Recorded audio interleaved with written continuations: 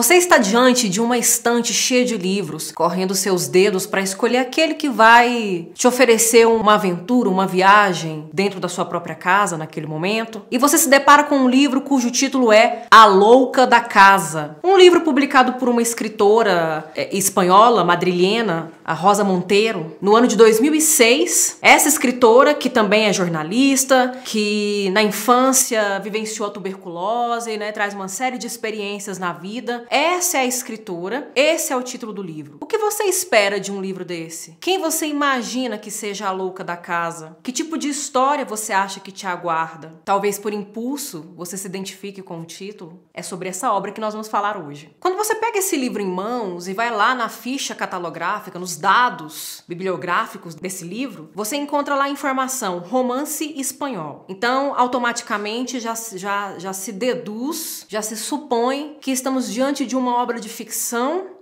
que vai trazer um enredo, uma narrativa, com acontecimentos encadeados numa sequência, numa estrutura linear de início, meio e fim, tal como a gente aprendeu na escola, como a gente aprendeu na educação básica, né? De que o gênero narrativo é o gênero que conta uma história pela voz do narrador e que traz, né, uma série de personagens, e o romance se enquadra como gênero narrativo. Mas não é o caso de A Louca da Casa, de Rosa Montero. É um livro muito diferente. É um livro que nos impressiona por sua distinção, por seu movimento fora, né, da linearidade, fora da tradição, fora da curva. Eu diria até que a Louca da Casa é uma obra que mostra, que prova, né, tudo aquilo que a gente pensa que o romance pode trazer de mudanças, de transformações ao longo do tempo. Essa é uma obra que consegue materializar muito bem isso. Porque ao mesmo tempo que a gente tem a impressão de que A Louca da Casa é uma autobiografia metaficcional ou uma autobiografia fictícia, né? Olha que coisa mais maluca. Autobiográfico, a autora falando de si mesma, mas fictício. A gente pensa também, a gente tem diante de nós também uma espécie de autobiografia metaficcional. Então nós temos um texto literário que vai tratar da própria literatura, né? Que fala da própria literatura. E no final das contas, o título A Louca da Casa faz referência mesmo a um dos elementos mais importantes para a produção literária, para a produção ficcional,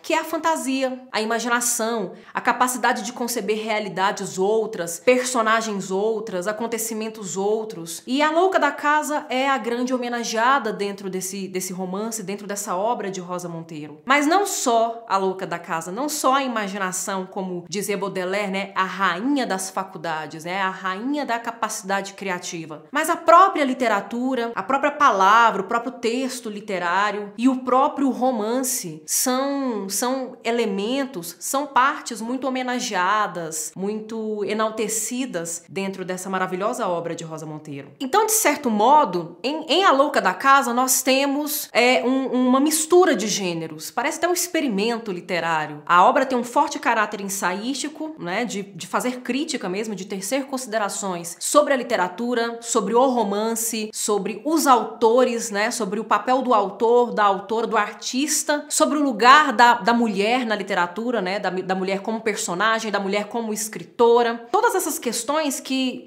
já foram e ainda são muito importantes para debater na teoria e na crítica literária, são colocadas aqui de uma maneira crítica, de uma maneira ensaística, mas também há elementos mesmo de criação, elementos fictícios, elementos que apontam mesmo para uma conotação da linguagem literária, a linguagem literária e as suas metáforas, a linguagem literária brincando com as figuras de linguagem, com a ironia, com a verdade e a não verdade, é explorar e de certo modo até transgredir com esses limites que durante muito tempo a gente acreditou que eles estavam estabelecidos e que eles eram inabaláveis, né? Que são os limites que são colocados entre verdade e mentira, entre ficção e realidade. Houve um tempo em que era possível achar, acreditar que esses limites eles separavam muito bem a ficção da realidade, a invenção do acontecimento empírico, né, da realidade empírica. Mas hoje a gente já não tem mais isso tão bem delimitado, né? Passamos por muitos questionamentos, por muitas narrativas que colocam à prova a nossa inserção na realidade, ou pelo menos questionam e problematizam isso, de modo que a gente fica dias e dias com isso na cabeça. E Rosa Montero brinca muito bem com isso. Eu penso até que esse livro me surpreendeu, eu diria até que esse livro me surpreendeu, porque em tempos tão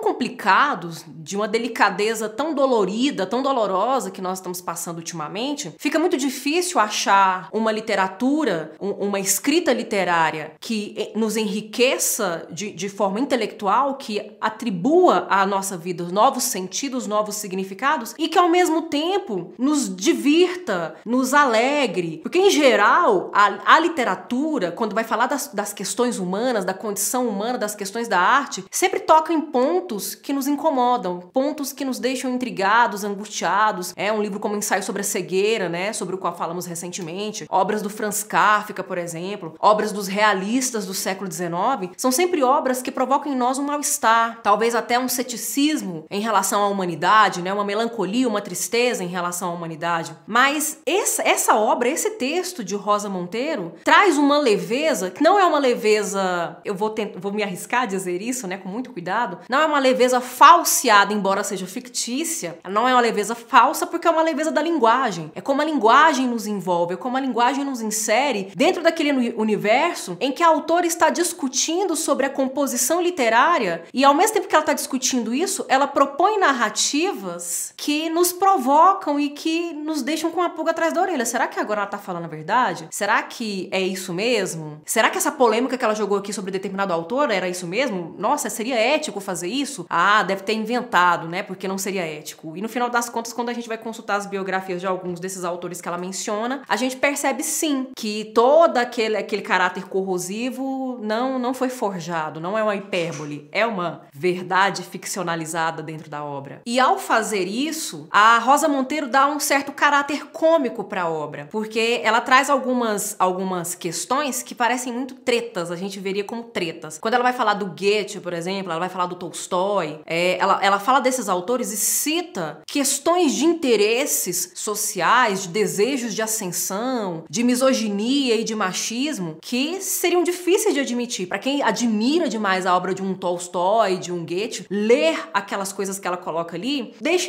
provoca um certo incômodo, mas ela conta de uma maneira que deixa também cômico, dá uma certa comicidade pelos termos que ela usa, pelo modo leve como ela traz, porque no final das contas, o que ela faz ali? Ela humaniza os escritores. Ela está humanizando essas figuras que estão canônicas no nosso imaginário, que são quase que figuras intocáveis. Então a gente, de certo modo, inconscientemente parece até que se esquece que Tolstói, que Goethe, que Melville, esses grandes escritores, foram homens de carne e osso, né? Que sentiam fome se ficassem sem comer, que ficavam exaustos se perdessem uma noite de sono, que se apaixonavam, que passavam ridículo, que davam vexame, que tinham interesses espúrios muitas vezes, né? Que são seres humanos de carne e osso, com luz e sombra como qualquer outro ser humano. E ao trazer alguns aspectos da vida desses autores, como eles se relacionavam com a literatura, como eles se relacionavam com a arte, como se relacionavam com a sociedade, com o sucesso que alguns conseguiram obter e outros não, a gente percebe que foram sujeitos que também tiveram suas ambições e que também participaram da arte, da literatura como uma possibilidade de melhorar a vida, né? Que é, de certo modo, o que a gente busca, né? Compreender melhor, conseguir dar sentido às coisas. Então, esse processo de humanização que é possível por meio de colocações pertinentes, mas talvez vexatórias a respeito de certos autores, é uma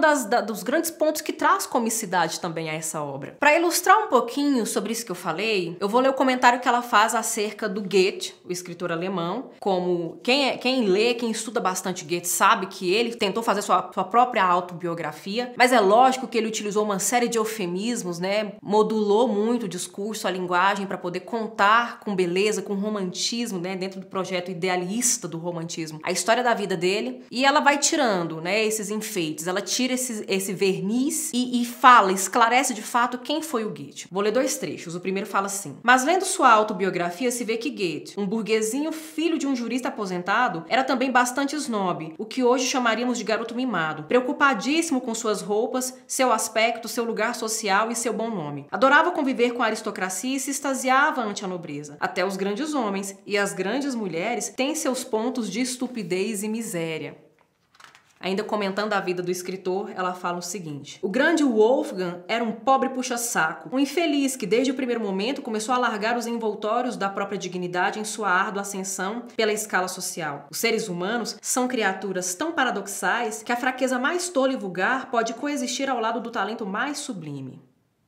É interessante porque a partir dessa análise, ao mesmo tempo que ela traz uma narrativa contando da vida de um autor, ela traz algumas considerações de caráter filosófico ao olhar para a natureza humana, para a alma humana, né, de como nós seres humanos podemos ser dotados de uma genialidade, mas por nossa condição também sermos dotados de miséria. E também tem um caráter até psicanalítico, porque em alguns pontos ela vai trazer as relações familiares, a questão dos traumas e dos afetos e como isso tudo operou na vida de cada um desses autores, sobre quem ela acaba discorrendo, desenvolvendo um pouco mais. Mas não é só esse ponto que é cômico. Há outros pontos muito cômicos e interessantes dentro da narrativa. Ela o tempo todo considera a arte de escrever, né, a capacidade, o ofício de produzir romances muito parecido com a paixão. Quando a gente se apaixona, a gente fica obcecado pela pessoa, se pega em vários momentos pensando na pessoa, às vezes até se distrai do trabalho diário, e ela compara a atividade, o ofício de escrita a isso, né? Que muitas vezes o escritor e a escritora ficam obcecados, né? O romancista fica obcecado com seus personagens, com o que vai acontecer, que características vai dar. E ela faz uma brincadeira com o leitor. Ela vai contar uma história sobre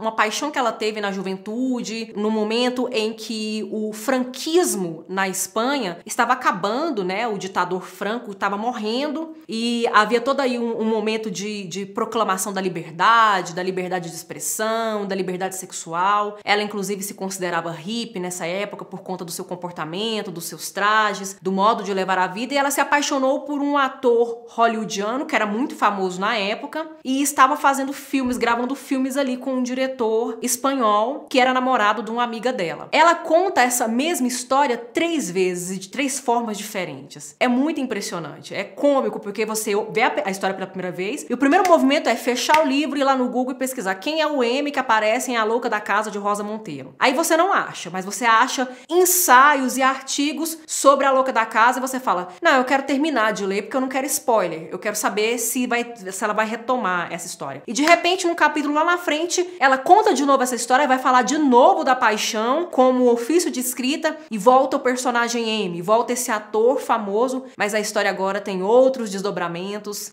outros labirintos, outros cenários. Então, de certo modo, ela nos coloca numa berlinda. A gente aceita isso como verdade. Se a gente for aceitar, a gente tem que fazer um pacto com a escrita, com o livro, com o autor. E aceitar que dentro daquele contexto, daquela configuração, é a verdade, mas não a verdade da realidade empírica em que nós vivemos. É a verdade da ficção, é a verossimilhança. Tanto é que ela conta a mesma história, com as mesmas personagens, mas com incidentes completamente diferentes, e isso também é muito engraçado e muito divertido. Outra figura importante que ela coloca, e essa é muito intrigante, porque em vários momentos ela fala que o romancista é um sujeito fragmentado. Para conseguir mesmo dar voz a personalidades tão consistentes, tão bem construídas, é preciso mesmo ser fragmentado, é preciso se projetar, quase como se fosse um transtorno de personalidade mesmo. Ela faz isso conosco no livro. Ela se fragmenta, ela fala que tem uma irmã gêmea chamada Martina e que essa irmã, muito diferente dela, né, que ela tem uma vida mais livre, essa irmã já é mais a dona de casa, a fazedora, né, a mantenedora, aquela que compõe, constitui família. Elas são muito diferentes, não são